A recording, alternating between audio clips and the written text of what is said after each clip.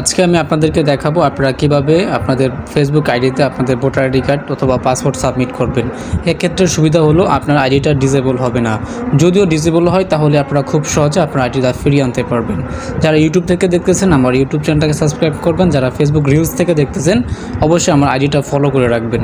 চলুন আমরা দেখে নিই কীভাবে আপনারা আপনাদের আইডি কার্ড আপনাদের ফেসবুক আইডিতে সাবমিট করবেন। আপনাদের আইডি কার্ড দিয়ে ফেসবুকটা একটু ভেরিফাই করে নেবেন। ভেরিফাই করতে হলে আমাদেরকে প্রথম অবস্থায় যে কাজ করতে হবে, আমাদেরকে সেটিংসে প্রবেশ করতে হবে। আর দেখতে পাচ্ছেন আমরা এখন সেটিংসে যাচ্ছি, সেটিংসে ক্লিক করলাম। সেটিংসে ক্লিক করার পর এখানে অবশ্যই আমাদের প্রফেশনাল মোডটা অন রাখতে হবে। এখানে দেখতে পাচ্ছেন পার্সোনাল ইনফরমেশন, আমরা এখানে ক্লিক করলাম। ক্লিক করার পর এখানে আপনার নাম দেখাবে, তারপর আইডেন্টি কনফার্মেশন এখানে আমাদেরকে ক্লিক করতে হবে। তারপর এখানে দেখাচ্ছে আপনি কোন দেশের, তা এখানে সিলেক্ট হওয়া থাকবে। আর যদি সিলেক্ট না থাকে আপনারা এখানে সিলেক্ট করে দেবেন। তারপর কনফার্ম ইউর আইডেন্টি এখানে আমরা ক্লিক করব, অথবা আপনারা উপরে দেখতে পাচ্ছেন বাংলাদেশ লেখা আছে, এখানে ক্লিক করবেন। 2 ফ্যাক্টর অথেন্টিকেশন এটা কিন্তু অন করা আছে।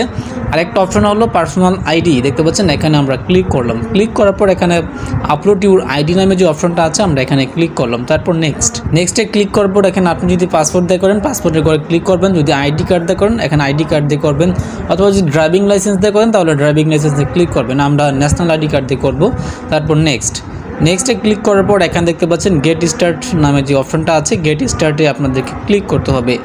এখানে দেখতে পাচ্ছেন take a photo your ID, আমরা গেট স্টার্টে ক্লিক করলাম। গেট স্টার্টে ক্লিক করার পর আপনি আপনার যে আইডি কার্ডের ছবিটা আছে 2 পার্টের ছবিটা তুলে দিবেন। তারপর ফেসবুক কিছু সময় নেবে, সময় নেওয়ার পর সব কিছু ঠিকঠাক থাকলে আপনার আইডি কার্ডটা ভেরিফাই হয়ে যাবে।